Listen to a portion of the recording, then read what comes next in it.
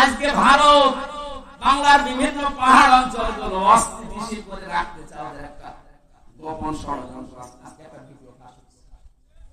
বাংলার বিভিন্ন প্রান্তগুলো বিশেষ করে চট্টগ্রামের পার্বত্য অঞ্চল এগুলো মাঝে মাঝে যুদ্ধ লাগিয়ে রাখে, মাঝে মাঝে অশান্তি তৈরি করে রাখে, অস্থিতিশীল করে রাখে। কারণ ওদের একটা উদ্দেশ্য আছে, ওরা নাকি ওটা ভাগ করে ম্যাপ তৈরি করে মায়ানমারের কিছু অংশ আর চট্টগ্রামের কিছু অংশ পায় একটা সেনানি আলাদা একটা খ্রিস্টান রাষ্ট্রের ঘোষণা দিল। এই দুর্বিসন্ধি চলছে। আমি এটা এত মানুষের সামনে বলা ঠিক না, এটা গোপন বিষয়। এগুলো চালাচ্ছে আমেরিকা এবং ইহুদি ছাড়া। মনে যত প্রেম আছে করি যায়, নবীজির তরে সবটুকু দিয়ে দেব তাই। বিনিময়ে শাফাত যদি তার পাই, বসে যাবে জীবনে যত ব্যথা ভাই। বগুড়া জেলার ধনুর থানার অন্তর্গত মহুয়াখালী কেন্দ্রীয় কবরস্থানের উন্নয়ন কল্পে 3 দিন ব্যাপী বাৎসরিক তাফসীরুল কোরআন মাহফিলের সমাপন। আল্লাহ জান্নাতে প্রবেশ করাবেন না, আর জান্নাতে কোন মানুষকে যদি আল্লাহ প্রবেশ করান তাকে আল্লাহ বের করে দেবেন। কি কথা বলেন? হযরত ইদ্রিস আলাইহিস সালামের জীবনী পড়েছিলাম। আদরের নবী ছিলেন আল্লাহ।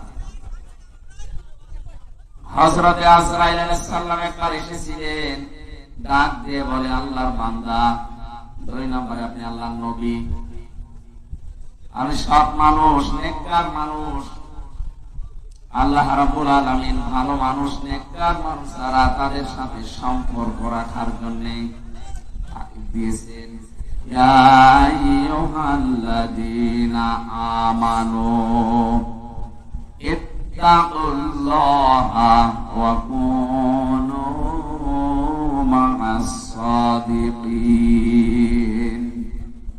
ওহে যারা ঈমানের দাবি করো, আমাকে ভয় করো, আর দুনিয়ায় যারা সত্যবাদী এই মানুষগুলোর সাথে থাকো। কে বলছে বলো তো? নবীদের চাইতে সত্যবাদী দুনিয়াতে কেউ আছে? এই জন্য আজরাইল সরাসরি এসে বলছেন, আমি এসেছি আপনার কাছে বন্ধুত্ব করব, আপনার সাথে আমি থাকতে চাই। হযরত ইদ্রিস নবী শর্ত দিয়েছিলেন, আমি বন্ধুত্ব করতে রাজি আছি, কিন্তু আমি যার তার সাথে বন্ধুত্ব করি না।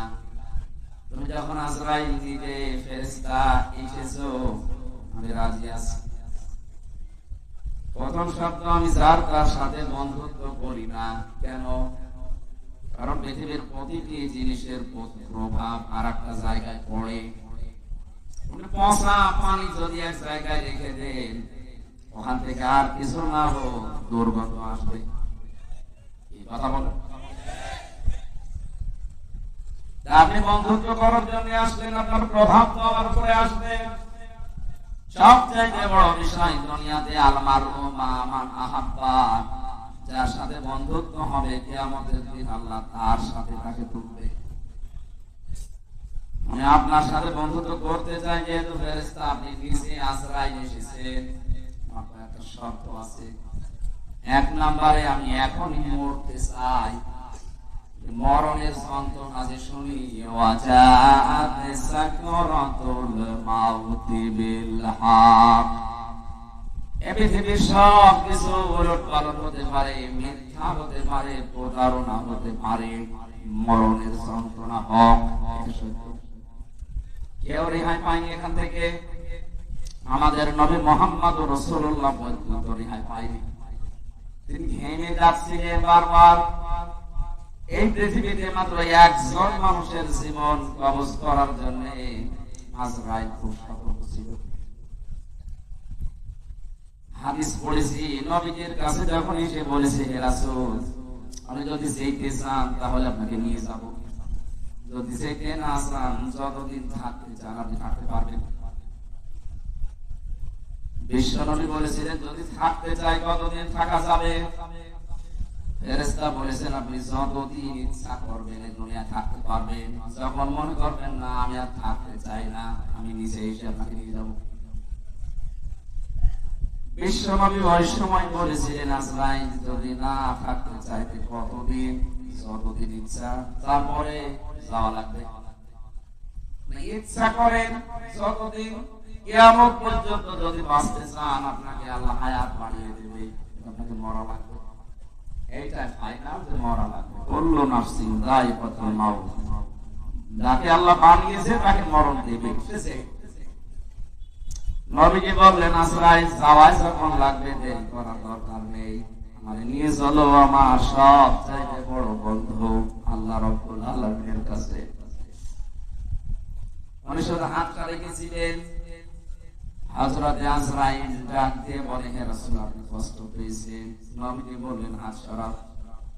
কেন? মনে হচ্ছে উহুদ পাহাড় আমার বুকের উপর রাখলে। ফেরেশতা বলে হে রাসূল আজ পর্যন্ত আমি যত জীবন কবজ করেছি এত আসানে, এত আস্তে, এত আরামে কারো জান কবজ করিনি। আমি জানি আল্লাহর পরে আপনার স্থান, এজন্য শুধু আমি হাতটা রেখেছিলাম। নবীজি বলেন আজরাইল এইটা যদি তোমার হাত রাখা হয় তো তোমার শাস্তি কোনটা? এখন শুরু করি। বিশ্বনবী ওদিন কান্নাকাটি করে বলেছিলেন আজরাইল মৃত্যুর যত কষ্ট আছে তুমি আমারে দিয়ে দাও, আমার পরে আমার যত উম্মত এই দুনিয়ায় আসবে তারা এমনিতেই দুর্বল, মরণের যন্ত্রণা তাদেরকে দিও না। হযরত আজরাইল ওদিন বলেছিলেন হ্যাঁ আপনার কথা আমি রাখতে পারি। কোরআনে কারিমে আল্লাহ 6666 আয়াত আপনার উপরে নাযিল করেছেন। এর ভেতরে একটা আয়াত আছে আয়াতুল কুরসি বলা হয়, সূরা বাকারার 255 নম্বর আয়াত। এটা যদি কেউ 5 ওয়াক্ত ফরজ নামাজের পরে তেলাওয়াত করে এখানে আল্লাহর 10টা ক্ষমতার কথা আছে। এটা বলেন বলেন, এটা ক্লাস চলছে, ছাত্রের মতো জবাব দেবে। 1 2 3 4 যারা পড়ে দেখেন না কেমন জবাব দেয়, বুঝলেও দেয় না বুঝলেও চিল্লায়।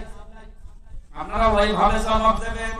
গ্রাম অঞ্চল তো এইখানে সেমিনার হলে আমরা এভাবে কথা বলতাম। সব সময় না দিয়ে 8-10 মিনিট পরে পরে একটু বন্ধ করে দিই, আর এমনি জ্বর তো মানে কাশি হচ্ছে, একটু বন্ধ করে দিয়ে এরপরে আবার না না না এই কলে সরিয়ে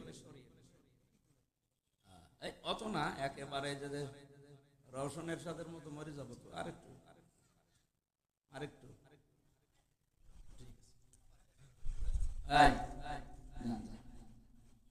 আরো বেশি আমার কণ্ঠে সমস্যা তো। কালকে মাহফিল ছিল চুয়াডাঙ্গা জীবননগর শ্বশুর বাড়ি, একেবারে শ্বশুরের গ্রাম। এর চাইতে অনেক 10 ডবল মানুষ হবে। শাশুড়ি দেখে জামাই ধরে রেখেছে, আবার সকালে এই খাবার মাবার খাওয়ানোর কারণে আমার এই যে শরীর অবাক জেলখানায় যে কি খাওয়াইলো, ও পালিয়েও গেল আমার খাওয়াইও পালিয়েই যাবে। 3 বছর আগে যেতে পারি আমার জেলখানা লাগে কি খাওয়াইছে জেলখানায় আল্লাহ জানে। আমি এত চেষ্টা করছি স্বাভাবিক খাওয়ার জন্য, কিন্তু না, শরীর পড়ে যাচ্ছে, মনে হয় কিছু খাওয়াইছে। ওরা সারে বিদায় করে দিতে চায়, তারে আস্তে আস্তে সরো পয়জন এগুলো দিয়ে দিয়ে মেরে ফেলে। কোরআনের পাখি দেলাওয়ার হোসাইন সাইদি রহমাতুল্লাহ আলাইহি ওনারে সারা জীবন বিভিন্ন রকমের উল্টাপাল্টা জিনিস, সারা জীবন দেখো জেলের ভেতরে দুর্বল, শক্ত মানুষ দুর্বল করে ফেলেছে। এরপরে ওনারা প্রাইভেট শেষে দেখলেন না ইঞ্জেকশন দিয়ে মেরে ফেলে। অনেকে বলেন না উনি মরে গেছে, কে মরে গেছে? 10 মিনিট ওনার সাথে আছি, এমনি এমনি মরে না। হ্যাঁ, যদিও সারা জীবনে তার দোয়া ছিল আল্লাহুম্মা ইন্নী আসআলুকা শাহাদাতান ফি সাবিলিক, হে আল্লাহ তুমি যাই করো আমাকে শাহাদাতের মরণ দিও। এই কারণে জালেমদের হাতে আল্লাহ তাকে শাহাদাতের মরণ দিয়েছে। যাকে তাকে আল্লাহ শহীদের মরণ দেয় না, কারণ এটা অনেক দামি জিনিস। শহীদ এই শব্দটা শুনতে ছোট, কিন্তু এত দামি এটা। যারা শহীদ হয় তারা মরে না। আলা তাহসাবান্নাল্লাযীনা কুতিলু ফি সাবিলিল্লাহি আমওয়াতা বাল আহইয়াউন ইনদা রাব্বিহিম ইরযাকুন। সূরা আলে ইমরান 169 নম্বর। আল্লাহ তাআলা বলেন, হে নবী, যে মানুষগুলো শহীদ হয় এদেরকে আমি বলবেন না যে মরে গেছে, এমনকি ধারণাও করবেন না। এক জায়গায় আছে ওয়ালা তাকুলু লিমা ইয়াকতালু, আর এক জায়গায় আছে ওয়ালা তাহসাবান্নাল্লাযীনা কুতিলু। মুখ দিয়ে তো বলবেনও না, অন্তরে ধারণাও করবেন না যে যারা শহীদ হয়েছে এরা মরে গেছে। না, মরে গেছে তো ওই মানুষটা, যে মানুষটা জুলুম, অত্যাচার, নির্যাতনের মাস্টার মাইন্ড ছিল, এরা মরে যায়। কিন্তু শাহাদাতের মরণ পেলে মানুষ মরে না, এরা জীবিত থাকে এবং আল্লাহ নিজে তাদেরকে কুদরতের হাতে খাবার খাওয়া। সুবহানাল্লাহ। উনি যদি সত্যিই মারা যেতে, এই যে আমার পাশে যারা মুরব্বী বসে আছে, এই মানুষগুলোর ঈমান অবশ্যই আছে। কিছু না থাক আল্লাহ একজন আছে। এখন যদি এই বিশ্বাসের উপরে মরে যায়, কবরে থাকবে, ঘুমিয়ে থাকবে, এতটুকু বিশ্বাস। এই কথা বলেন মানে, হ্যাঁ, এরপরে 5-7 মিনিট পর প্রশ্ন করবে। যদি বলতে না পারেন এই জায়গায় এসে কানের নিচে দেবেন।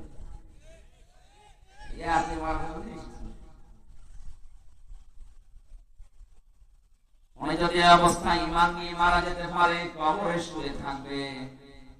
মান বাহাসনা মিন মারকাদিনা হাযা মা ওয়াদার রহমান ওয়া সাদাকাল মুরসালুন।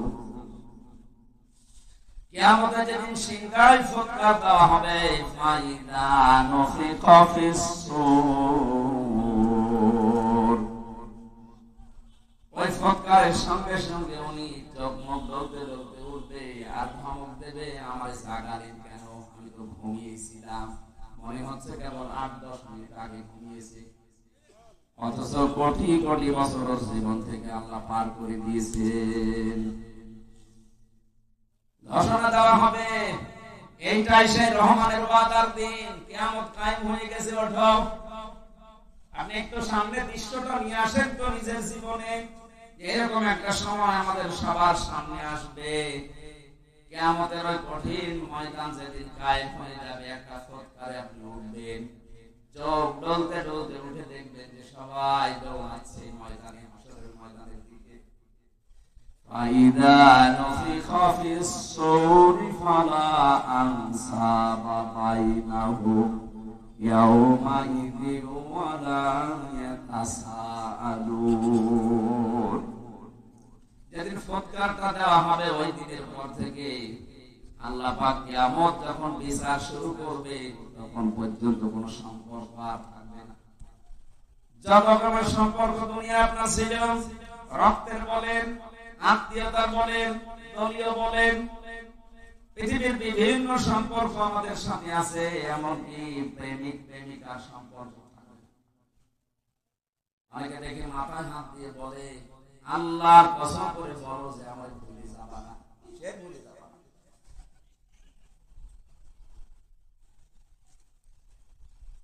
যত রকমের সম্পর্ক আল্লাহ বলেন নসব আনসব, বহু বছর দিলাম, একটা থাকবে না, সব কাট হয়ে যাবে। ইয়াউমাইযিন ওয়ালা ইয়াতাসাআলুন। এমনকি পৃথিবীতে যে মানুষগুলো একে অন্যের কাছে কিছু আশা করে চায়, এরকম কোন মানুষ দেখলেই তাড়াতাড়ি দৌড়াবে, ওর কাছে কোনো কিছু জিজ্ঞাসা করার সুযোগ দেবে না। এজন্য আমরা বিপদে পড়লে বাবাকে দেখলে মনে হয় যে আশা জাগে, আমার জন্য হয়তো কোন জায়গায় কিছু চেষ্টা করছে।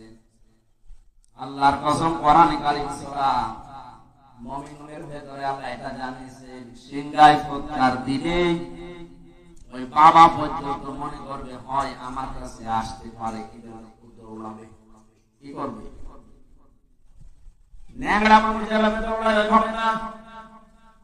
ইয়াউমা ইয়াফিরুল মারউ মিন আখি, এই যে আল মারউ মিন আখি, এর আগে আল্লাহ ইয়াফির দিয়েছেন, এফেরো শব্দের শাব্দিক অর্থ হচ্ছে মাজা তুলে দৌড় দেওয়া।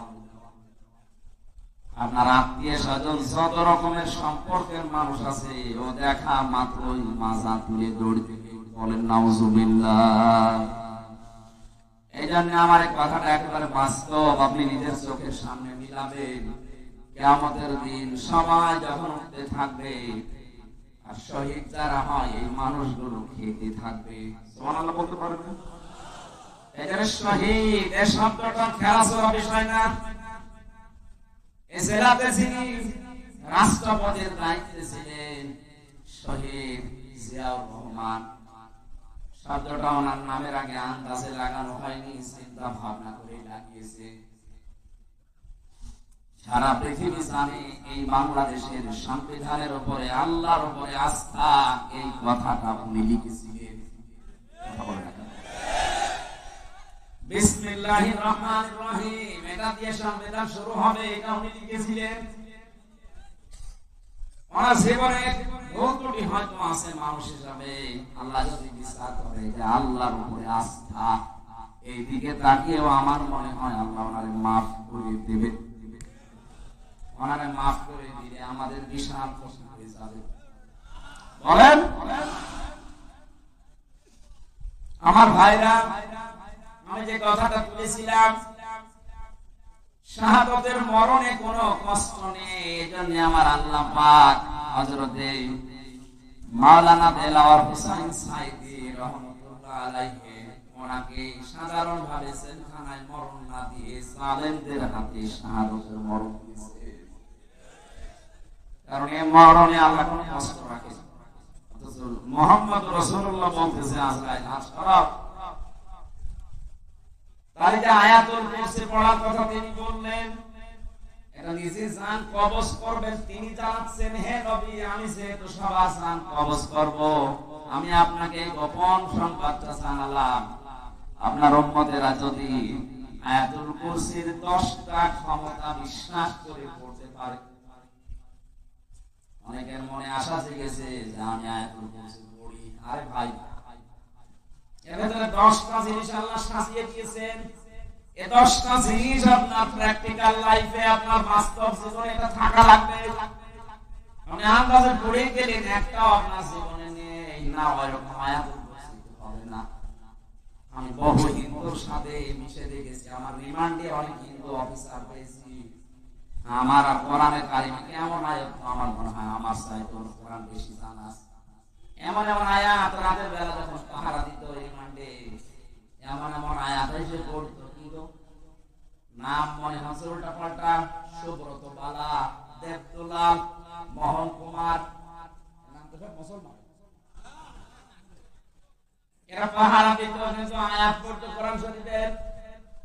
ইয়া আইয়ুহাল্লাযীনা আমানু ইন্না মিন আসওয়াজিকুম ওয়া আওলাদিকুম আদুওয়াল লাকুম ফাহদারুহুম। কিভাবে পড়েন কোরআন শরীফ? আমাদের আয়াত আছে, যে যে বিষয়ের আয়াতগুলো আছে 8টা 10টা 15 20টা করে আয়াত মুখস্থ করে রিমান্ডে আমার প্রশ্ন করতে আমার ওয়াজ যে আপনি এই ওয়াজ করেছেন এই আয়াতের সাথে, আপনি কেন এই জায়গায় কথা ঢোকালেন? বদরের ময়দানে এখানে 14 জন শহীদ হয়েছে, 14 জন কাফের মারা গেছে। আমি এই জায়গায় তথ্যটা আগে না বলি পরে বলবেন কেন? এগুলো ওরা আয়ত্ত করে কেন? তো মানুষগুলো দেখতাম মাঝে মাঝে আল্লাহ আমাদের এভাবে প্রশ্ন করে, আর আল্লাহ আল্লাহ এই কাজটা ঠিক, আপনার কাছে পরামর্শ নিয়ে আমরা এই কাজ করা।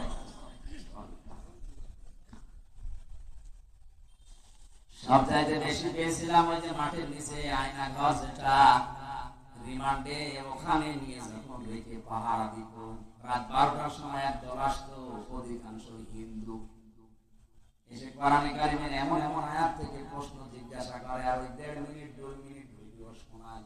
দেখেন তো এটা আপনার নাকি? কোথায় বলেছিলেন? চুয়াডাঙ্গায়। এটা কোথায়? কুষ্টিয়ায়। এইটা নাটক। আমি বললাম যে 1.5 ঘন্টা কথা বলি আমি, আগে নেই পরে নেই, 1.5 মিনিট 2 মিনিট কোথা থেকে পান?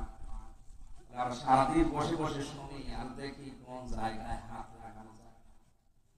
হাত লাগাবেন, হাত লাগাতে হবে আমার চাইতে আপনার আয়ত্ত বেশি। কথা বলেন, যদি ভুল ধরতে চায় আমার আজকের আয়াতের তাফসীর, আমার কোরআনের উপরে মাস্টার্স করা আছে। আমার মতো যারা পড়েছেন লেখাপড়া তার উপরে পড়াশোনা করা লাগবে। একটা ইঞ্জিনিয়ার পাস করে 10 তলা বিল্ডিং এর প্ল্যান দিয়েছে, আর এই যে দোকানে চা খা ওর যে হাল হকিকত দেখি আসে, ওই লোক এসে যদি বল না এই প্ল্যান ভুল হয়েছে, ওর দাঁত মুখ খুলে গেল। কথা বলছে এই লোকটা অনার্স মাস্টার্স করেছে এই বিষয়ের উপরে, এতদিন লেখাপড়া করছে, 16 বছর পড়া লাগে, 16 থেকে 18 বছর। একটা প্ল্যান দিল আর আপনি 7 দোকানদারি করছেন, লবণ ঠিক মতো দিতে পারেন না, মিষ্টি ঠিক মতো দিতে পারেন, আর আপনি ভুল ধরছেন এই প্ল্যানে। আমার যে মানুষগুলো ভুল ধরছে অবস্থা কিন্তু ওদের ওই রকমই ছিল। তারা কিছু কিছু সাবজেক্টের উপরে আয়াতগুলো হাদিসগুলো আয়ত্ত করে কি করে ভুল ধরা যায় সেই চিন্তা ছিল। এভাবে যদি 16 বছর 18 বছর কোরআনের উপরে পড়াশোনা করে ভুল ধরা লাগতো তাহলে ভুল ধরা, এমনকি আল্লাহর ভুল ধরা। আমি আকিস গ্রুপে চাকরি করতাম ওই সময়, তাদের খতিব ছিল। আপনারা অনেকে জানেন না, আকিসের বড় ছেলে যিনি এখন ডাক্তার মহিউদ্দিন, ওনার 4টা স্ত্রী, 4 বিয়ে করা তো জায়েজ না। দেখেছেন একটা জায়েজ জিনিস হালাল, এটা নিয়ে কত সমস্যা, কেউ ভয় কথা বলে। আরে আস্তে আল্লাহ তাআলা কোরআনে কারিমে বিয়ের কথা শুরু করেছেন 2 বউ দিয়ে, ফানকিহু নিকাহ করো, বিবাহ করো। কয়টা? মাসনা 2টা, সুলাসা 3টা, রুবা 4টা। আল্লাহ কি 1 দিয়ে শুরু করেছেন না 2 দিয়ে? তাহলে বউ 2টা থাকলে ভালো। যদিও আমাদের এই দেশের সামাজিক পারিবারিক যে অবস্থা, এটা এই দেশের মানুষ মেনে নেয় না। আমি বিশ্বের বহু মুসলিম দেশে ঘুরেছি, ওই সমস্ত দেশে শরীর চলে না 3-4 বউ। আমি যে ড্রাইভার নিয়েছিলাম মদিনা, ও আমার চাইতে চিকন, ঠেলা দিলে পড়ে যাবে, অথচ 4 বউ গাড়ি চালায়। গাড়ি চালিয়ে আমরা 4 বউ, আর আমি কাতারি ভাড়া করছে আমার 1 বউ। আপনাদের দেশে ওনার ভাষা দিয়ে আমার বলছিল, আপনার দেশে আমাদের এই দেশে এরকম। আমি ওনারে যে জিজ্ঞাসা করলাম যে ভাই আপনি হিন্দু মানুষ, আমি ভুল ধরলেন আমার সারের জন্য 4 বিয়ে করেছি। উনি আমার লজিক, একটা পুরুষ মানুষ যদি 4টা বিয়ে করতে পারে, একটা মহিলা কেন 4 বিয়ে করতে পারবে? মহিলা পারবে না, কারণ এক মহিলার পেটে যদি 4 জনের বীর্য যায়, সন্তান যদি হয়, আরে বাপ বলে ডাক। এটা তো আমি বললাম, আমার জবাব দিচ্ছে বাপ বলে ডাকার উচিত। সন্তান হওয়ার পর ডিএনএ টেস্ট করবে, এইভাবে বলছে যে ডিএনএ টেস্ট করে দেখবে যে এটা কোনটা আছে, সেখানে বাবা বলবে এটা তো যুক্তি ঠিক আছে। কিন্তু এই যে একটা জন্ম দিলে না 1 বাবা হয়, 4টা দিলে তো জারজ হয়ে যাবে। কোরআনে কারিমে যে আয়াতগুলো ওরা আমাদের চাইতে, আমরা তো পড়ছি, এটা 10টা ক্ষমতার কথা বলছি এমনি না, আমরা পড়ছি ওই মানুষগুলো 10টা ক্ষমতা জেনে পড়তে পরিশ্রম করেছে। আল্লাহ যে সব কিছুর উপরে ক্ষমতা রাখে এটাও বিশ্বাস করে, কিন্তু আল্লাহর ক্ষমতা আছে এটাও পড়ে। আল্লাহু লা ইলাহা ইল্লা হুয়াল হাইয়ুল কাইয়্যুম, তিনি চিরঞ্জীব, চিরস্থায়ী, লা তাখুযুহু সিনাতুন ওয়ালা নাওম, তিনি ঘুমান্ত না, ঘুমের ঝিমকিও তার আসে না। এ পর্যন্ত ওরা পড়ে। এর ভেতরে 4টা ক্ষমতার কথা অলরেডি চলে গেছে। সুবহানাল্লাহ বলতে পারেন না? কয়টা? এই যে পর্যন্ত পড়লাম, এর ভেতরে 4টা ক্ষমতার কথা আল্লাহ চলে গেছে। উনি চিরঞ্জীব, উনি চিরস্থায়ী। আজ কত মানুষের মারা যাওয়ার পরে চিরঞ্জীব লিখে দিচ্ছে, চিরঞ্জীব মুজিব, নাউজুবিল্লাহ। এই শব্দটা দুনিয়ায় কারো নামে লাগানো জায়েজ নেই। উনি কি মুজিবকে আল হাই ছিল, চিরঞ্জীব হয়ে গেছে? একজন শুধু চিরঞ্জীব, যার কোনো মরণ নেই। কে বলেন তো? আরো জোরে বলেন। সুতরাং যারা বিভিন্ন জায়গায় এরকম মূর্তি বানিয়ে ভাস্কর্য বানিয়ে লিখে দিয়েছেন চিরঞ্জীব মুজিব, এটা কোরআনে আয়াতুল কুরসির সাথে সাংঘর্ষিক। কেউ যদি বিশ্বাস করে লেখে আপনার ঈমান চলে গেছে। এরপরে যে একটা একটা করে ক্ষমতার কথা আছে, আমি একটু চাষ দেই। যারা আয়াতুল কুরসি পড়লে আজরাইলের হাত থেকে, কষ্টের হাত থেকে বেঁচে যাবেন, উনি যেহেতু নিজে জানিয়েছে আজরাইল, আপনি 10টা ক্ষমতা বিশ্বাস করে আপনার জীবনে মিলাবেন, দেখবেন যে আপনি মিলে কিনা। 1 নম্বরে সব কিছুর উপরে ক্ষমতা কার? আরো জোরে। কিন্তু আমরা অনেকেই বিশ্বাস করি, বগুড়াতেও আছে ক্ষমতার উৎস, এরা বলে জনগণ। না, এটা আয়াতুল কুরসির সাথে যায় না। আপনি যদি এই বিশ্বাস করে থাকেন যে ক্ষমতার উৎস জনগণ, আর আপনি আয়াতুল কুরসি পড়েন, আপনার কথার সাথে আপনার বিশ্বাসের মিল নাই। এখন বলবেন আজরাইলের এই কষ্টের হাত থেকে আপনি বাঁচতে পারবেন? বলেন বলেন। আরে ভাই, আপনাকে আমি বাঁচাতে চাই। আপনারও কবরে যাওয়া লাগবে, আমারও ওই মরণের সামনে সামনে যন্ত্রণা আসতেছে। এটা তো আমি বানিয়ে বলছি না। সূরা নাহাল 14 নম্বর পারা 9 নম্বর পৃষ্ঠা 9 নম্বর লাইনের 32 নম্বর আয়াতের তাফসীর বাড়ি যে মিলাবে। মরণের বিছানায় যখন আছাড় দিয়ে পড়বে, আল্লাহ তাআলা বলেন আল্লাযীনা তাতাওয়াফাহুমুল মালাইকাতু তাজ্জিমিনা ইয়াকুলুনা সালামুন আলাইকুম উদখুলুল জান্নাতা বিমা কুনতুম তা'মালুন। বলেন আল্লাহু আকবার। এখানে আলেম যারা আছে তাদেরকে বলছে, এবার এখানে কয়েকটা গুরুত্বপূর্ণ শব্দ আমি পড়লাম। 1 নম্বরে তাজ্জিবিনা।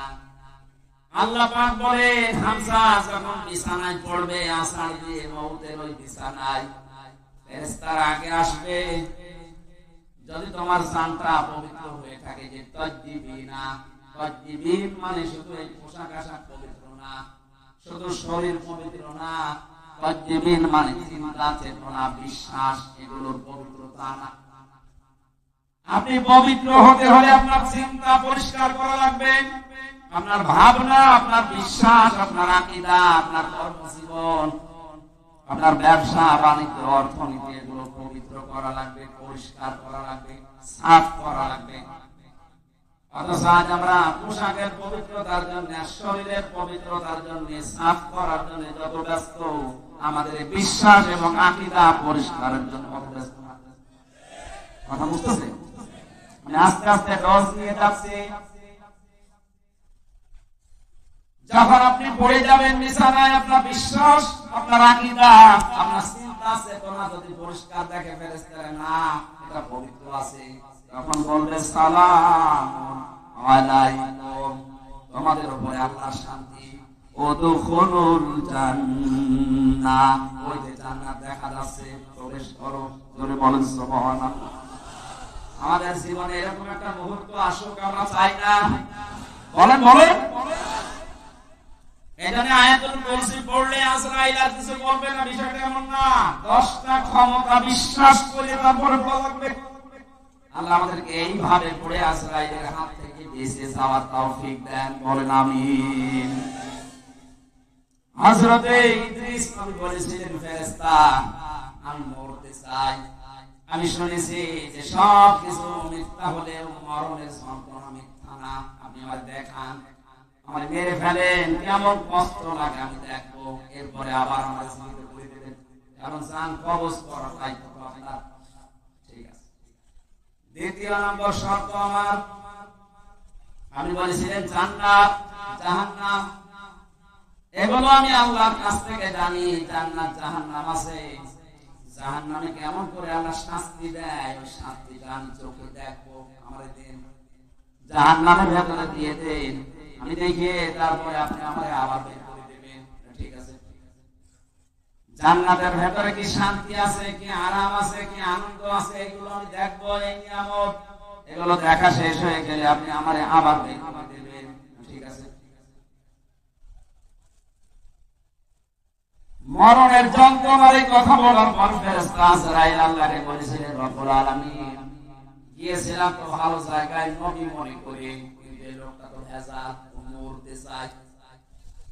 আল্লাহ পাক বলেন আমার বান্দা যখন আকাঙ্ক্ষা করেছে ঠিক আছে কাজ করো, মেরে ফেললেন আবার জীবিত করে দিলেন।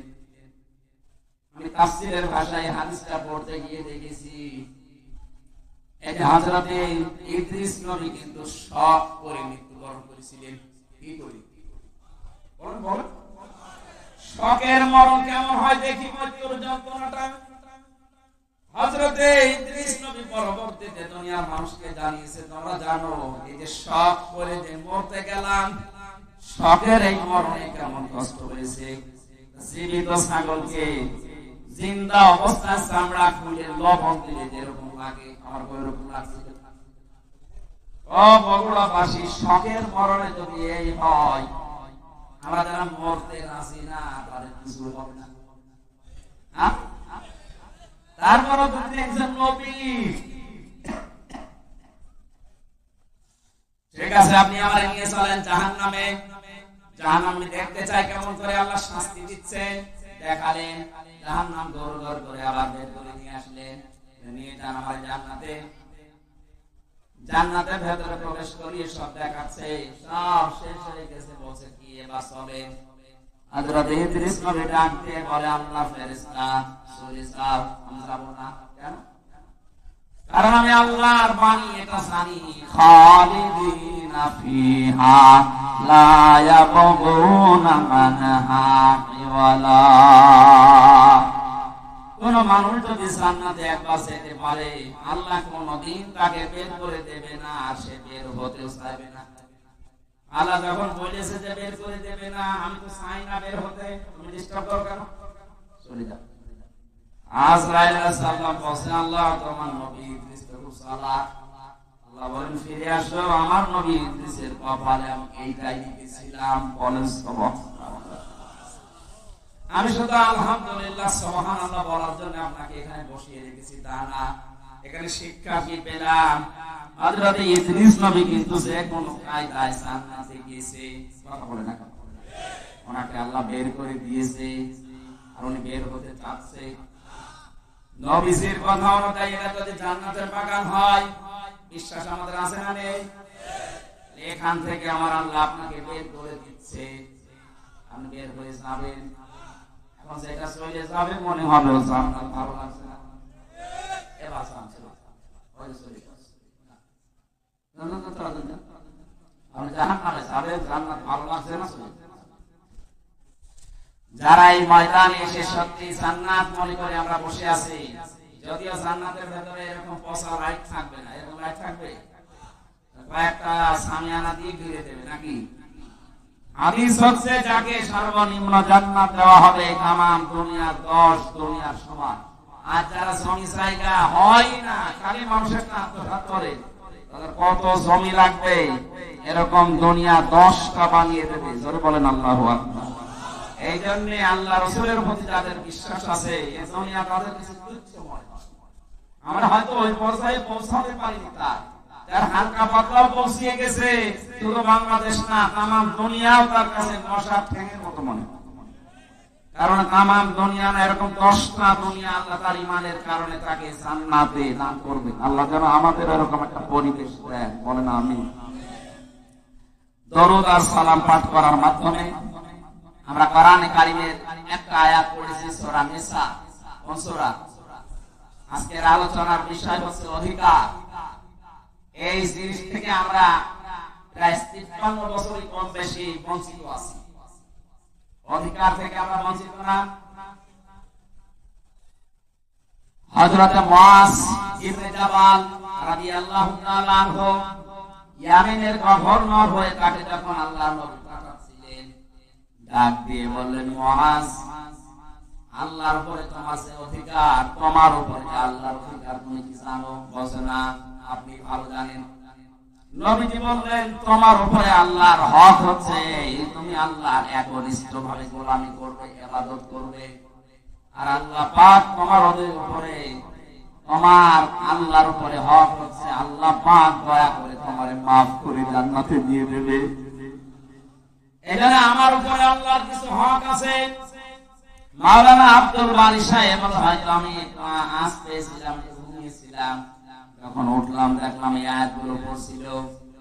বাবার স্ফলিঙ্গ দিয়ে দ্রুত গতিতে যে পানিটা বের হয়ে যায়, না পাক পানি দিয়ে মায়ের রেহেমের ভেতরে আল্লাহ পাক মানুষকে আস্তে আস্তে তৈরি করতে থাকে।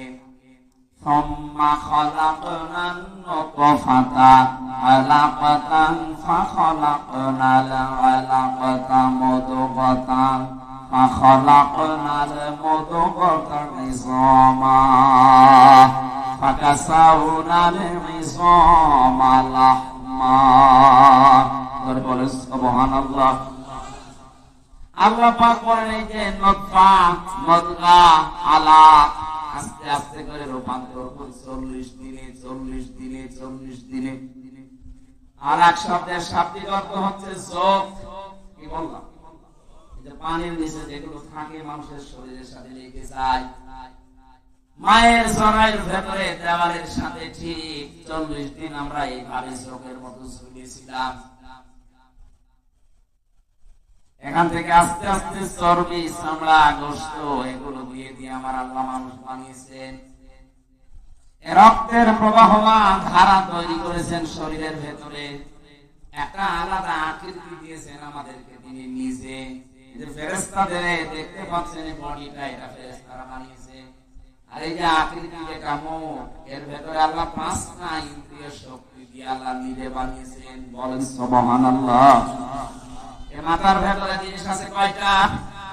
বলেন বলেন। চিন্তা আসে কোন জায়গা থেকে? মাথা থেকে। বলেন না কেন? শোনেন আপনি কি দিয়ে? কান দিয়ে। কথা বলেন, নিঃশ্বাস নিচ্ছেন, দেখছেন আপনি চোখ দিয়ে। 5টা ইন্দ্রিয় শক্তি গুরুত্বপূর্ণ, এগুলো সব এই মাথা কেন্দ্রিক। আল্লাহ জানে নিজে এটা তার হাত দিয়ে বানিয়েছেন। লাকাদ খালাকনাল ইনসানা ফি আহসানি তাকওয়িম। অবশ্যই আমি সবচেয়ে সুন্দর আকৃতি দিয়ে বানিয়েছি মানুষকে। কে বলছে? আরো জোরে বলেন। এত সুন্দর করে আমি মানুষ বানালাম। পৃথিবীর একটাই সৃষ্টি, এটা কাবা শরীফ, যদিও কালো গিলাফ দিয়ে ঢেকে রাখা আছে।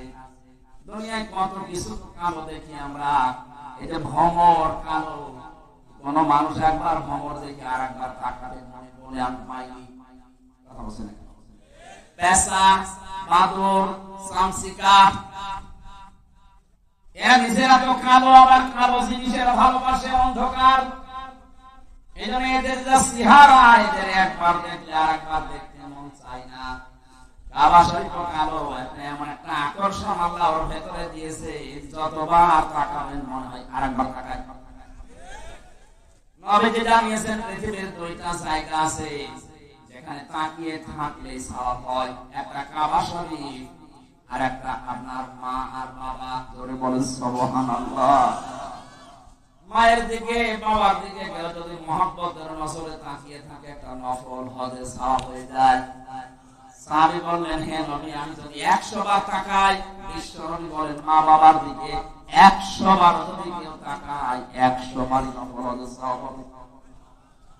অথচ কয়েকদিন আগে যে রংপুরের নীলফামারী কিশোরগঞ্জ একটা থানা আছে, ওখানে যে দেখলাম বৃদ্ধাশ্রমে এই লাইনে আর এই লাইনে কত মা বাবা বসে চোখের পানিগুলো ফেলছে। এদের চোখের দিকে তাকালে আমি বুঝতে পেরেছি এরা সন্তানের জন্য বরদোয়া করছে। যে মায়ের দিকে, বাবার দিকে শুধু তাকালে হজের সওয়াব হয়ে যায় নফল। অথচ ওরাও তো কোনো মা বাবার সন্তান ওদেরও আছে, ওরা রেখে এসেছে নিজের ইচ্ছা করে ওই বৃদ্ধাশ্রমে। একটা সন্তান বলে তো কখন তার মার বাবাকে বৃদ্ধাশ্রমে রেখে আসবে?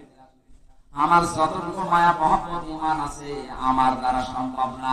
যদি আমার বউ, ছেলে, মেয়ে সব ছেড়ে দেওয়া লাগে, তাও আমার মার বাবাকে বৃদ্ধাশ্রমে রেখে আসা সম্ভব না আমার ঈমানে। ওরা তো রেখে এসেছে। কথা বলে না কেন? ওরা রেখে এসেছে কোন কারণে? ওদের পেছনে কোনো কারণ আছে। আমি একবার রাঙ্গাবাড়ি গিয়েছিলাম, লঙ্গতো থানা, ওখানে একটা বৃদ্ধাশ্রম আছে। বলো আমারে নিয়ে চলেন তো দেখে আসি। যে দেখি একটা লোক কলেজের প্রফেসর, কাঁদতেছে। কি আপনি কি হয়েছে? বলছে আমার মা।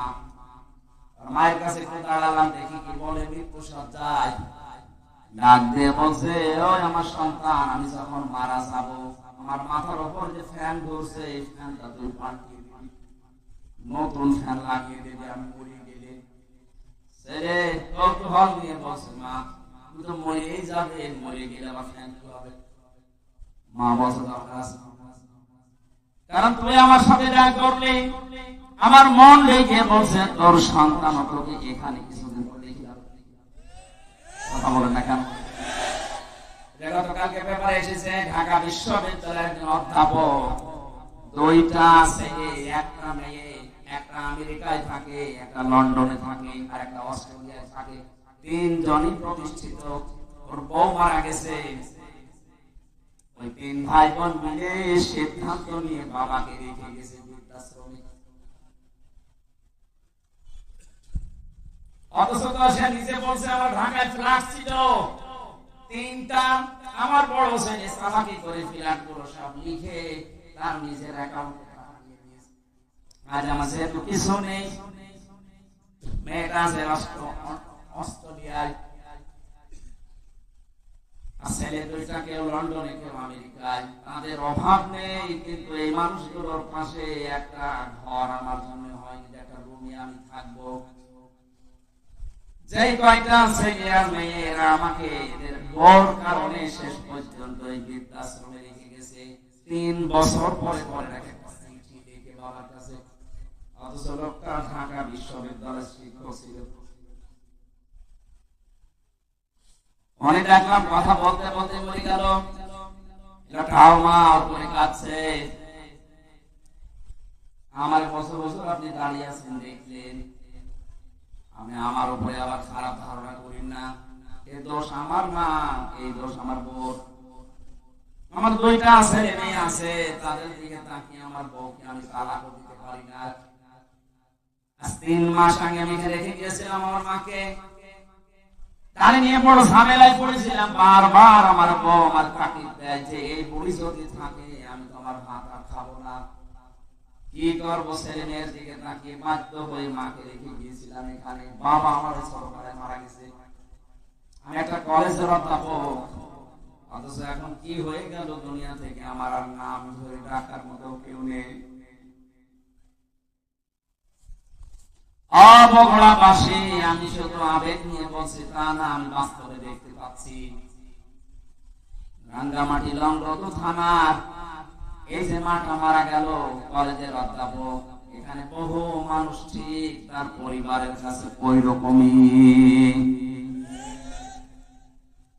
একটা বাবা 8টা 10টা 16 17 20 22 25টা ছেলে মেয়ে আমি দেখেছি। 25টা ছেলে মেয়েকে বাবা মানুষ করতে পারছে এক হাতে এক কাঁধে তুলে নিয়ে। অথচ 25টা ছেলে মেয়ে মিলেও একটা বাবার মাকে খাবার দিতে পারে না। শেষ পর্যন্ত 15 দিন বা 1 মাস ধরে পালাপালি করে নেয়। বগুড়াতে নেই। সিদ্ধান্ত নেওয়া লাগবে, আমার মা বাবাকে যদি আলাদা করতে চাই দুনিয়া থেকে, আমি দরকার হয় তারা আলাদা করে দেব। সম্মানিত মা বোনেরা, আমি নিজে স্বামী, আল্লাহর কসম করে বলছি, আমি সহ যত স্বামী এখানে বসে আছে, কোন স্বামী কিন্তু মন থেকে চাই না যে আমার বিয়ের পরে আমার মা বাবা আলাদা হয়ে যাক। না, আমি যা খাবো আমার মা বাবা তাই খাক, আমি না খেয়ে থাকতে না খেয়ে থাক, আমার সাথে থাক। কথা বলে না কেন? এই পরিবেশটা আমরা অনেক জায়গায় দেখছি নষ্ট হয়ে গেছে। বিয়ে করার কিছুদিন পরে সন্তান আর পেরে ওঠে না, শেষ পর্যন্ত এই মা বাবাকে হয় আলাদা করে দেয়, বৃদ্ধাশ্রমে দিয়ে দেয়। কথা বলেন ঠিক কিনা? এই ছেলেটার পেছনে যে সবচাইতে বেশি ভূমিকা পালন করেছে এটা তার বউ। আর এই বউকে কোট বুদ্ধি দেয় ওখান থেকে এই বউর মা আরো বড় বউ, ওখান থেকে খালি ইনজেকশন পাঠায়, কতদিন থাকবে একসাথে, আলাদা হয়ে যা, আরামে খেতে পারবি। তুমি বেশি করে ফেললাম।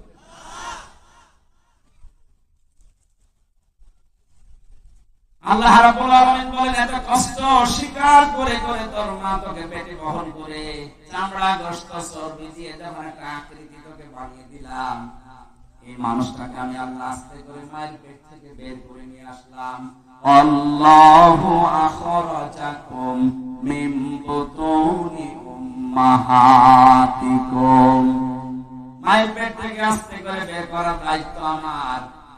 এই দায়িত্বটা এখন ডাক্তাররা পালন করছে, আল্লাহর উপরে এখন আর নেই। কথা বলে না কেন? আর 100টার প্রায় 95টা সিটার ছাড়া হচ্ছে না। প্রশ্ন আসতে পারে তাহলে আপনারা কেন এই স্টেজে যারা বসে আছে এদের কি মা ছিল না, নাকি আকাশ থেকে? এটা হচ্ছে না, এদের মাকে তো সিজার করা লাগে নাই, অথচ আমাদেরটা এখন করা লাগছে। অধিকাংশ মানুষের মেয়েদের ভরসায় হয়ে গেছে না, হবে না, সিজার করাই লাগবে। আল্লাহ বলছেন ঠিক আছে তোর দায়িত্ব আমি ছেড়ে দিলাম, তোর ওই হাইব্রিড বাচ্চা আমি কেটে বের করবো। কথা বলো না কেন? রব্বুল আলামিন বলেন আমি যখন আস্তে করে দুনিয়া থেকে নিয়ে আসলাম কি অবস্থায় তুই ছিলি জানিস? লা তা'লামুনা শাইআ, কিচ্ছু বলতে পারিস না, শুধু টেটা করে কান্না ছাড়া তোর কোনো ভাষা ছিল না, আওয়াজ ছিল না। বিজ্ঞান এখন প্রমাণ করছে এই কষ্টটা নিয়ে, কারণ কম্পিউটার সব দেখা যায়, একটা মানুষ সর্বোচ্চ কষ্ট সহ্য করতে পারে 45 মিনিট। কত?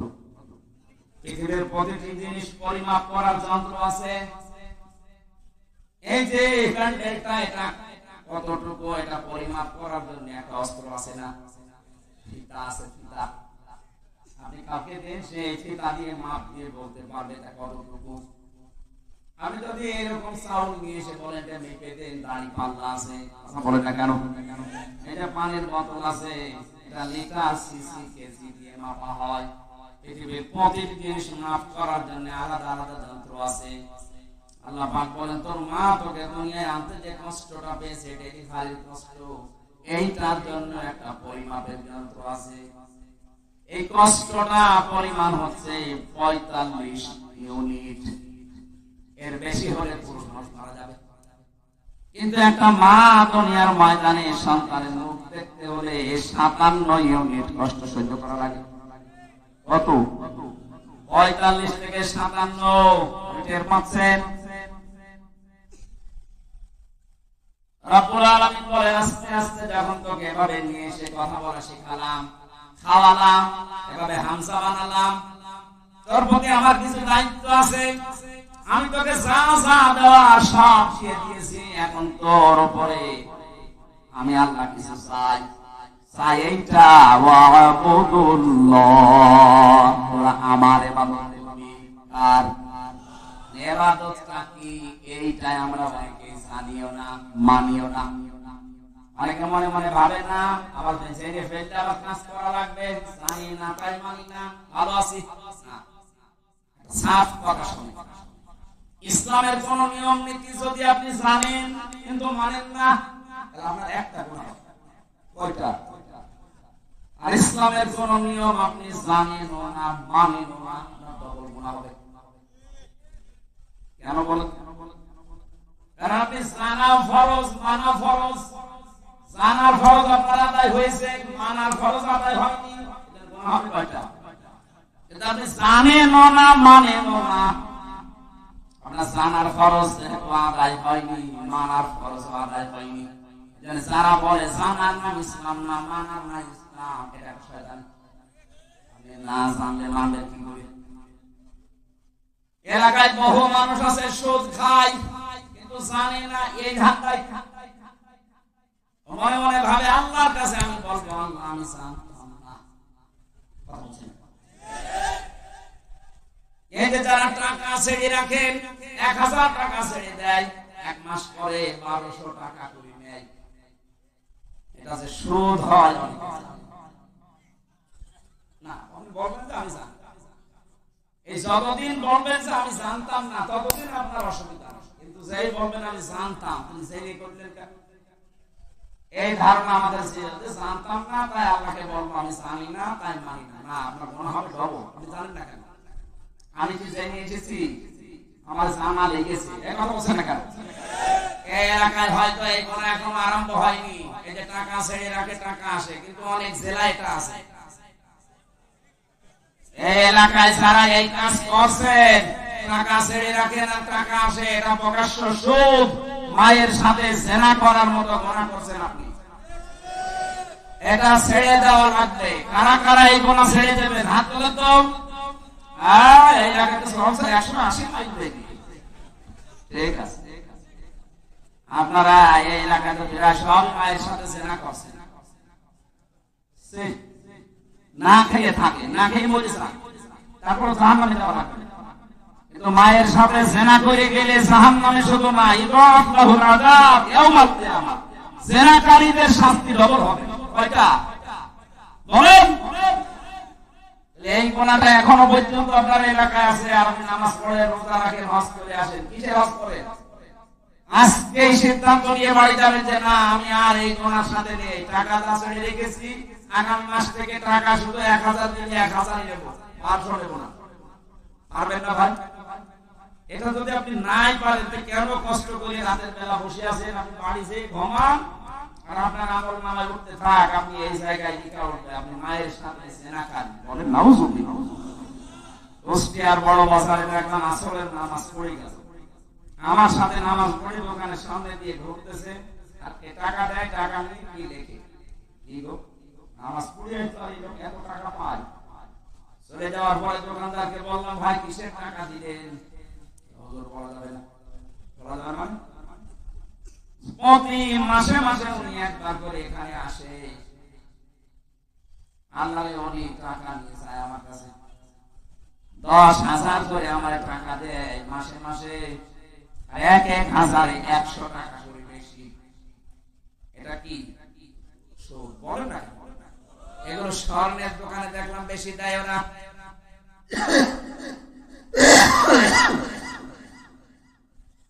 অনেকে চালাকি করে মনে করে গোনা যদি হয় ও টাকা এমন কায়দায় নামে নামে ছেড়ে দেবো যেন আমার নামে গোনা লিখা না হয়।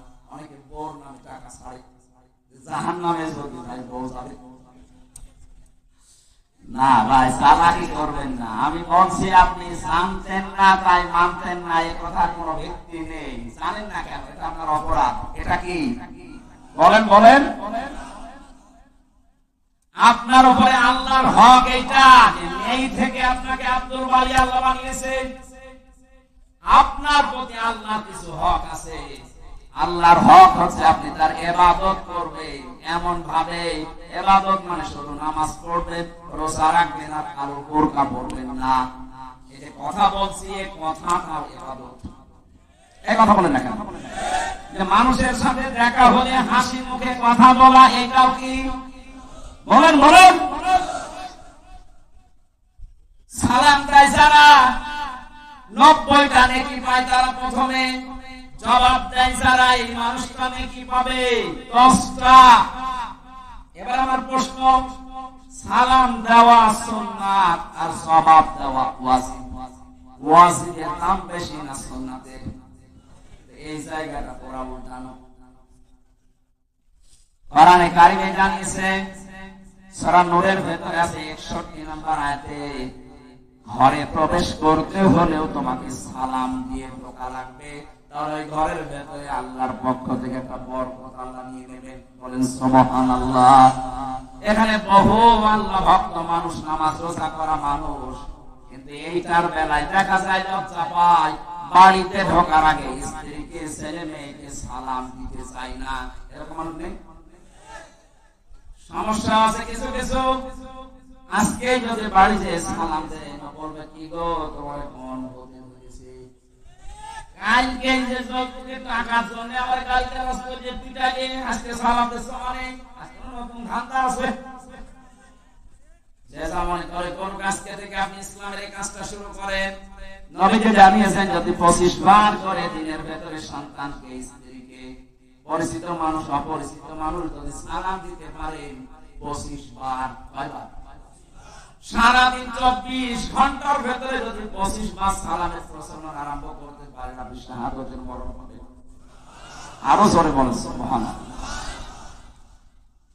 বগুড়াবাসী এখানে ইবাদত মানে ওই শুধু নামাজ পড়া রোজা রাখা না, আপনি কথা থেকে শুরু করে একেবারে সংসার চালাবেন কি করে সবটাই ইবাদত। বলেন বলেন। আমি এবার আলেমদেরকে বলছি, এই আপনারা এটা ভালো করে শুনুন। 2 নম্বরে আয়াতে ছিল ওয়ালা তুশরিকু বিহি শাইআ, তোমরা আল্লাহর সাথে শিরক করবা না। কি করবা না? শিরক কি? আল্লাহ যেটা পারে ওটা অন্য কেউ পারে, এই বিশ্বাস করার নাম শিরক। আর শিরক যারা করে তারা মুশরিক। এই পর্যন্ত বুঝেছেন কিনা বলেন? আমি ক্লাস নিচ্ছি না, ক্লাস চলছে। আল্লাহর সাথে যারা শিরক করে, আল্লাহ বলেন আমি যেটা পারি ওটা অন্য কেউ পারে। ছেলে মেয়ে দিতে পারে কে? এটা কোন পীর সাহেব পারে, কোন কবরে শুয়ে আছে এই লোক পারে? এই বিশ্বাস অনেকে মহিলা করে না। বলেন বলেন। এটা মা স্থান করে যে কত মানুষ সন্তান চাচ্ছে, ওই গাছের সাথে দেখবেন বড় বড় ঢেলা ঝুলিয়ে রেখেছে, পাথর ইট। কি গো, এখানে পাথর ঝুলিয়ে রাখবে, এগুলো সব জায়গায় বাগের হাটে খান জাহানের দরবারে বেশি বড় বড় পাথর ঝুলিয়ে রাখে। ওকে বুদ্ধি দিয়েছে, ওই পাথর যখন ঝুলবে পেটের ভেতরে সন্তান এসে দৌড় খাবে, দৌড়ে দৌড়ে। সে কেউ বিশ্বাস করে করুক আর অবিশ্বাস করুক, কার কাছে শুনে জেনে করছে। যেন আমি এক কথায় বলছি, এটা রেকর্ড হচ্ছে। আল্লাহ যেটা পারে ওইটা অন্য কেউ পারে, এই বিশ্বাস করার নাম শিরক। আর শিরক যারা করে তারা আরো জোরে, আরো জোরে বলে মুশরিক হয়ে যাবে। এটা সূরা নিসার আয়াত পড়লাম, এর ভিতরে 5টা আয়াত আনকমন আছে। নবীজি বলেন 5টা আয়াত পেয়ে আমি এত খুশি হয়েছি, আমার দুনিয়া দিয়ে দিলে আমি এত খুশি হতাম না। তার ভিতরে এইটা, ইন্নাল্লাহা লা ইয়াগফিরু আইয়ুশরাকা বিহি ওয়া ইয়াগফিরু মা দুনা যালিকা লিমান ইয়াশা। এতে থেকে সব কোন আল্লাহ ইচ্ছা করলে মাফ করে দিতে পারেন, কিন্তু শিরক করলে তার মাফ নেই। কে বলছেন? আরো জোরে বলেন। এবার আসেন আমি একটা একটা করে দিচ্ছি। সন্তানের ক্ষেত্রে বুঝলাম আল্লাহ বাদে কারো এখানে হাত। আরো জোরে। ক্ষমতায় দিতে পারে আল্লাহ ছাড়া অন্য কেউ, কিন্তু যারা বলে জনগণ তাদের ঈমান আছে, ঈমান আছে কিন্তু শিরক পূর্ণ ঈমান। আর শিরক পূর্ণ ঈমান থাকলে আল্লাহ তাকে মাফ। বগুড়াবাসী সত্যি করে বলছে আল্লাহর কসম আপনাকে ভালোবাসি, আপনি ভুল পথে আছেন। এই দেশে যারা এই বিশ্বাস করে না তারা বিপদে ছিল এতদিন। যারা বলতো না ক্ষমতার উৎস আল্লাহ, তাদের নিবন্ধন বাতিল করে দিয়েছিল, তাদের নিষিদ্ধ করেছিল। এক কথা বলছে না কেন? যারা বলতো না ক্ষমতার উৎস জনগণ, তারা ঠিক ছিল। আর আপনি তো জাহান্নামে যাচ্ছিলেন। এদেরকে ব্যান করার পরও এরা মানে না, বলছে না ক্ষমতার উৎস জনগণ, মানি না তো মানি না। আল্লাহ ঠিক যেন 5 দিন পরে তাদের পুরাটা উল্টিয়ে দিয়েছে। কারণ ওই জালেমরা হাত দিয়েছে জামাত ইসলামের গায়ে না, ওরা হাত দিয়েছে সরাসরি একেবারে আল্লাহর গায়ে। আল্লাহু আকবার, আল্লাহু। আপনি এই জায়গায় বলেন যে আল্লাহ সব কিছুর উপরে, আর এই ক্ষমতার মতো একটা ছোট্ট জিনিসের কাছে এসে বলছেন না এইটার মালিক আল্লাহ না জনগণ। যাদের এরকম বিশ্বাসে অপবিত্রতা আছে, আপনি পাল্টিয়ে যাবেন আজকে। এর জন্য যদি দল ত্যাগ করা লাগে এরকম দল ত্যাগ করবেন। এবার আওয়াজ বেশি হয়নি, আর এটা বগুড়ায় হবে না। কথা বলছেন না কেন? যেই দলের বিশ্বাসে এই শিরক আছে, ক্ষমতার উৎস জনগণ, ওটার মধ্যে ঝাঁটা মেরে চলে আসা। ও দল যদি আমার বাবাও তৈরি করে, ও দলে আমি নেই, কারণ আমার বাবা জাহান্নামে গেলে আমি তার সাথে যেতে পারি না। এই কথা বলে নাকি বাবার সাথে যাবে? এবার একটা নতুন তথ্য বলছি, এবার ভালো শুনুন। আল্লাহ রাব্বুল আলামিন বলেন ওমান দাখালাহু কানা আমিনা। 93 নম্বর আয়াতের মাঝের অংশে আছে রাব্বুল আলামিন বলেন, এই যে কাবা শরীফের যে চত্বরটা, এখানে কেউ প্রবেশ করলে তাকে আল্লাহ নিরাপত্তা দিয়ে দেয়। কে? কেন? ফিহি আয়াতুন বায়্যিনাতুন, এখানে আল্লাহর বিভিন্ন নিদর্শন আছে। মাকাম ইব্রাহিম, একটা নিদর্শনের নাম মাকাম ইব্রাহিম, যেটা লিফট হিসাবে ব্যবহার করে ওই পাথরের উপরে দাঁড়িয়ে দাঁড়িয়ে ইব্রাহিম আর ইসমাইল নবী কাবা ঘর বানিয়েছিলেন। এই যে লিফট আবিষ্কার হয়েছে এই পাথর থেকে, দাঁড়ালে এই লিফটের মতো চলে যেত উপরে। আবার যখন মনে করতেন আমি নেমে পাথর আবার নিতে চাই, তখন আবার নিচে নেমে পড়তো। যারা হজে গেছেন দেখেছেন কাবার পাশে কয়েক হাত দূরে হযরতে ওমর ওই পাথরটা ওখানে লাগিয়ে দিতেছেন, আগে কাবার সাথে ছিল। এখন মানুষের সুবিধাতে এটা করা। আল্লাহ পাক বলেন এই চত্বরের ভেতরে আল্লাহর বহু নিদর্শন আছে। তার এক নাম্বার নিদর্শন, ইন্না আউওয়ালা বাইতিন উযিআ লিন-নাস লাল্লাযী বিবাক্কাতা মুবারাকাও ওয়া হুদাল লিল-আলামিন। পুরাতন প্রাচীন একটা নাম মক্কা শরীফের বাক্কা। কি নাম? এই মক্কার নাম ছিল বাক্কা। এই বাক্কায় পৃথিবীর প্রথম ঘর আল্লাহ প্রতিস্থাপন করে দিয়েছেন, তার নাম কাবা। নাম কি? এই চত্বরের ভেতরে কেউ গেলে তাকে নিরাপত্তা দিয়ে দেয়, শান্তি স্বস্তি, সে নিরাপদ হয়ে যায়। কে? আরো জোরে বলেন। আমি কেন এটা বলছি বারবার বলেন তো?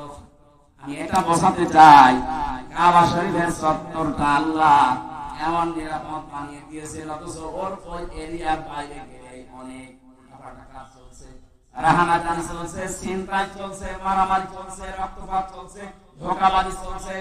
কাবা চত্বরের ভেতরে কোনো মারামারি রক্তপাত বলেন বলেন এমন কেউ বাবার হত্যাকারীও যদি দেখে কাবা চত্বরের ভেতরে, না নরম হয়ে যায়, না এখানে মারা যাবে না, বাইরে চলে না। এই যে বারবার আমি কথাটা বলছি এই কারণে, এখানে যেন আল্লাহর বিধান মতো মানুষ চলছে, এই কারণে জায়গাটা পরিপূর্ণ নিরাপত্তা দিয়ে বেষ্টন করা। কাবার এই চত্বরটা বিধান চলে কার? এজন্য জায়গাটা নিরাপত্তা দিয়েছেন কে? কাবা শরীফ থেকে বাংলাদেশের দূরত্ব ৬০০০ কিলোমিটার। এইটা তো আর কাবা না। তাহলে এই ৫৬,০০০ বর্গ মাইলের বাংলাদেশ যদি কেউ নিরাপত্তা চাদর দিয়ে ঢেকে রাখতে চায়, এখানে চিন্তা হবে না, এখানে রক্তপাত হবে না, এখানে ধোঁকাবাজি হবে না।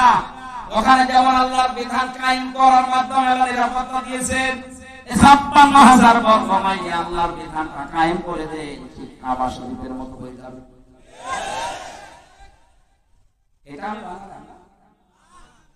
সূরা আনআমের ৮২ নম্বর আয়াতে এই তথ্যটা আছে, আল্লাযীনা আমানু ওয়া লাম ইয়ালবিসু ঈমানাহুম বিযুলমিন উলাইকা লাহুমুল আমন। আল্লাহ পাক বলেন যে মানুষগুলো এইভাবে আল্লাহর কুদরতি আঙ্গুল এই বগুড়া ধনুটের দিকে তাকিয়ে বলছে, এই যে এই মানুষগুলো আল্লাহর পক্ষ থেকে নিরাপত্তা পাওয়ার হকদার কারা? যারা তাদের ঈমানের সাথে শিরিক মিশ্রণ করে না। এখানে জুলুম মানে শিরিক। তাহলে আমরা বাংলাদেশকে যদি কাবার মতো নিরাপত্তা দিতে চাই, ৫৬,০০০ বর্গ মাইলে বসবাস করে যদি আমরা নিশ্চিন্তায় থাকতে চাই, আমাদের চুরি ডাকাতি ছিনতাই রক্তপাতের হত্যার কোনো ভয় থাকবে না, আয়না ঘরে কোনো অস্তিত্ব থাকবে না। তাহলে এই দেশে যারা আছি শিরিক মুক্ত জীবন গঠন করা লাগবে। আর জোরে বলা লাগবে শিরিক কি? এটা এদের দ্বিতীয় শব্দ। এটা আ'বুদুল্লাহ ওয়া লা তুশরিকু বিহি শাইআ। আল্লাহর ইবাদত করবা, শিরিক করবা না। শিরিক এবার আমি পেয়েছি তাফসীরে, শিরিক বিল যাত, শিরিক বিল সিফাত, শিরিক বিল ইখতিয়ারাত, শিরিক বিল হুকুক। এই চার প্রকারগুলো আবার শ্রেণী বিভাগ করে করে ৮ প্রকার, ১২ প্রকার, ২২ প্রকার, ৪২ প্রকার, ৭২ প্রকার, ১২০ প্রকার পর্যন্ত শিরিক আছে। সবগুলো আমি নোট করেছি। এক একটা বিষয়ের উপরে এত কথা আল্লাহ লুকিয়ে রেখেছে, যত গবেষণা করবেন তাফসীর আকারে তত বের হবে। জোরে বলেন আল্লাহু আকবার। এই জন্য তাফসীর করতে গেলে এরকম সময় লাগে। এখন শিরিক শব্দ নিয়ে যদি এত বেশি, ইবাদতের ব্যাখ্যা ছিল 9টা, শিরিকের ব্যাখ্যা আছে 27টা।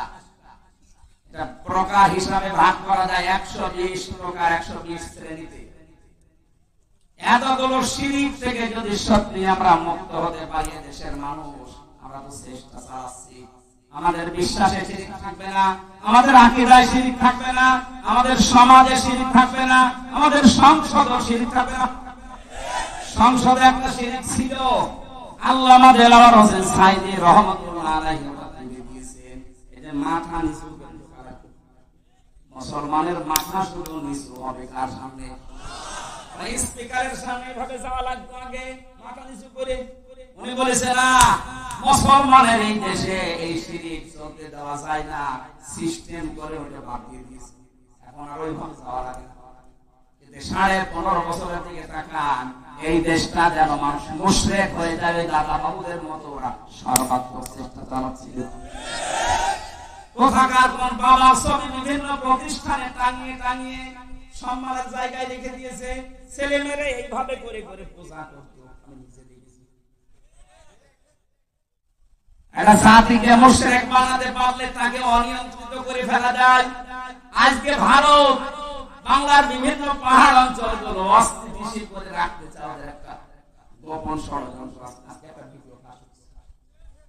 বাংলার বিভিন্ন প্রান্তগুলো, বিশেষ করে চট্টগ্রামের পার্বত্য অঞ্চল, এগুলো মাঝে মাঝে যুদ্ধ লাগিয়ে রাখে, মাঝে মাঝে অশান্তি তৈরি করে রাখে, অস্থিতিশীল করে রাখে। কারণ ওদের একটা উদ্দেশ্য আছে, ওরা নাকি ওটা ভাগ করে ম্যাপ তৈরি করে মায়ানমারের কিছু অংশ আর চট্টগ্রামের কিছু অংশ কয়েকটা সেনা নিয়ে আলাদা একটা খ্রিস্টান রাষ্ট্রের ঘোষণা দিল। এই দুর্বিসন্ধি চলছে। আমি এটা এত মানুষের সামনে বলা ঠিক না, এটা গোপন বিষয়। এগুলো চালাচ্ছে আমেরিকা এবং ইহুদি ছাড়া।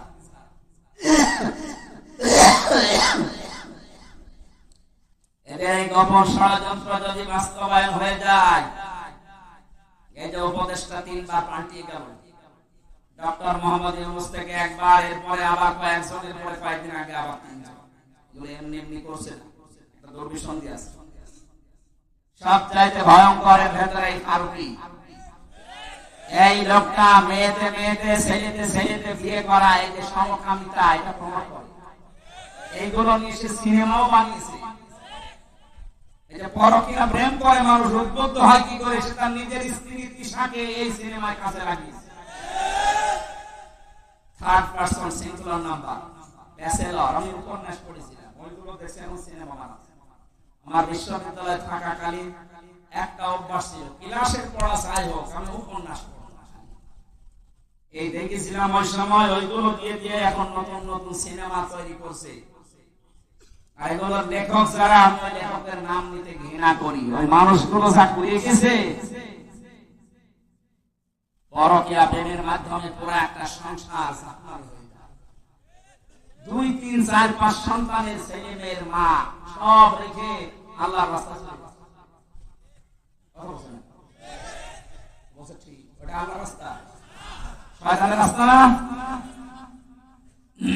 পরকীয়া প্রেমে যারা আছে, আপনি আজকে তওবা করে ওই মোবাইল নাম্বার, ওই বান্ধবীর বলেন আর ওই পরকীয়া প্রেমিক প্রেমিকার এক্ষুনি ডিলিট করে দিবেন।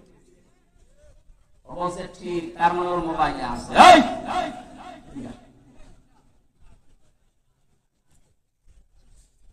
আয়াতের দ্বিতীয় কথা ছিল, রব্বুল আলামিন বলেন, হে পৃথিবীর মানুষেরা, আল জারিদিল কুরবা আল জারিল জুনুবি ওয়াস-সাহিবিল জামবি ওয়াবনিস সাবিল। পৃথিবীর ময়দানে যারা আত্মীয় স্বজন আছে, প্রতিবেশী হোক আর অনাত্মীয়, তাদের সাথে মিলমিশ করে চলবা, ভালো ব্যবহার করবা। আজ হাজারো মানুষের কারণে প্রতিবেশী অশান্তি আছে, অথচ লোকটা নামাজ পড়ে, কথা বলে না কেন? আরে প্রতিবেশী মানে আপনার বাড়ির পাশে যে আছে, শুধু সে না, আপনি বাসে যাচ্ছেন বগুড়া থেকে ঢাকা পর্যন্ত, এই যে 4-5 ঘন্টা সময় লাগে, আপনার পাশের সিটে যে আসে 5 ঘন্টার প্রতিবেশী।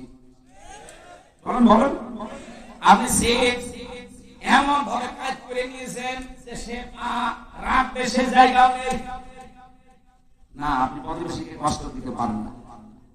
এত বেশি কথা জিবরাইল নবীকে প্রতিবেশী সম্পর্কে শোনাতে নবীজি বলেন আমার মনে হচ্ছিল আমার জমি জায়গার ভাগ এই মিরাস এইটাও নাকি প্রতিবেশীকে দেওয়া লাগতে পারে নাকি আবার বলেন তো এত গুরুত্ব স্যার তাদের সাথে আজ আমাদের সম্পর্কটা তোমরার এগুলোটাও আরো বেশি গ্রামেও আছে মুরগিতে ধান খেয়েছে এই নিয়ে প্রতিবেশীর সাথে গন্ডগোল বলেন বলেন আমার মারা কাটাই মানুষ সাবধান নিজেরা অধীনস্থ যারা আছে তাদের সাথে খারাপ ব্যবহার করবে না নবীজির জীবনের শেষ কথা দুইটা তিনি বলেছিলেন আসসালাত আসসালাত ওয়া মা মালাকাত আইমানুকুম আসসালাত উম্মতেরা আমি তোমাদের রেখে গেলাম যাই করবা করবা নামাজ ছাড়বা না আর অধীনস্থ যারা আছে কাজের লোক মেয়ে ছেলে যাই বলেন তাদের সাথে ভালো ব্যবহার করবা নবীজির জীবনের শেষ কথাই এইটা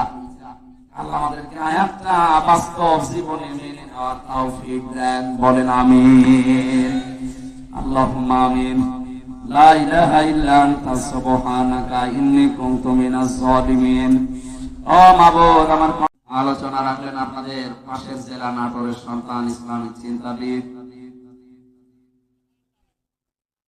প্রভাষক মাওলানা আব্দুল বারী রশিদি আলোচনা করলেন মাওলানা হোসেন আহমেদ মাহফুজ অন্যান্য ওলামা ইকরাম মঞ্চে বসা সম্মানিত ব্যক্তিবর্গ সামনে বসা মুসলমান ভাইরা পর্দার আড়ালের সম্মানিত মা এবং বোনেরা প্রশাসনের ভাইরা প্রাণ প্রিয় বগুড়াবাসী আল্লাহর দরবারে শুকরিয়া জানাচ্ছি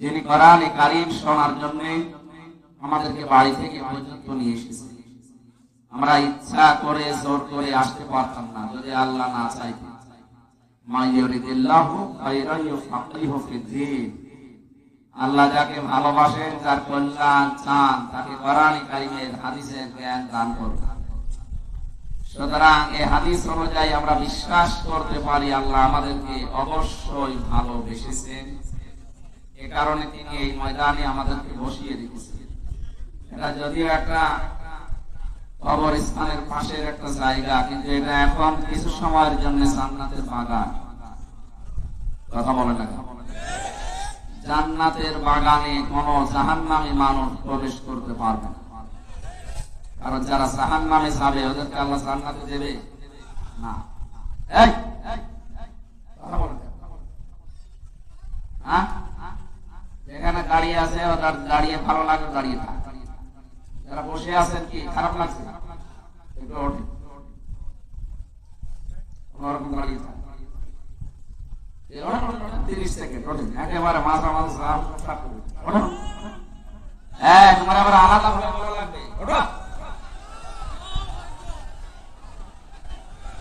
কেউ বসে আছে কিনা দেখেন তো ওরা তুলে দেন হাত ধরে কথা বলবেন না তাড়াতাড়ি 30 সেকেন্ড মাত্র দেন তুলে দেন একেবারে হাত নাড়া দেন এই মাঝখান থেকে মোবাইল নিয়ে আল্লাহর ওলিরা চলে যান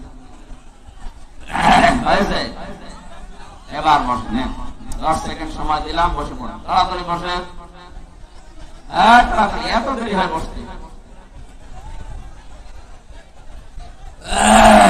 আলহামদুলিল্লাহ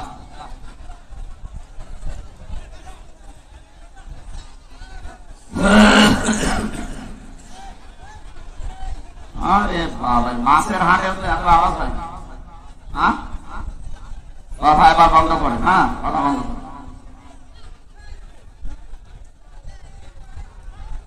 একটু তাড়াতাড়ি করেন ভাই যাদের জরুরি কথা আছে খুব তাড়াতাড়ি শেষ করে আমি চোখ বন্ধ করে থাকছি তাড়াতাড়ি